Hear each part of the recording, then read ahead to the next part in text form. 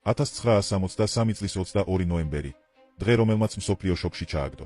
ამ დღეს ამერიკის 35-მე პრეზიდენტი ჯონ ფიცჯერალდ კენედი დალასში მოკლეს. პრეზიდენტი ღია ლიმუზინით გადაადგილდებოდა, როდესაც მოულოდნელად სროლის ხმა გაისმა.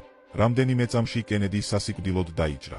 ოფიციალური გამოძიების მიხედვით მკვლელი ლი ჰარვი ოსვალდი იყო, რომელმაც პრეზიდენტს ახლომდებარე შენობიდან ესროლა.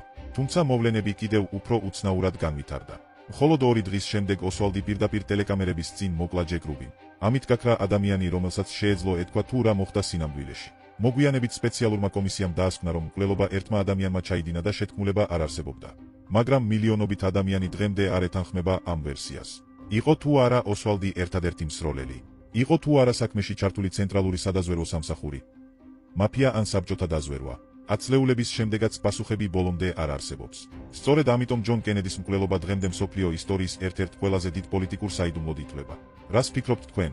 მოქმედებდა ოსვალდი მარტო თუ მის უკან უფრო დიდი შეთქმულება იდგა? ვრცლად წაიკითხეთ საიტზე ცნობისთვის.com.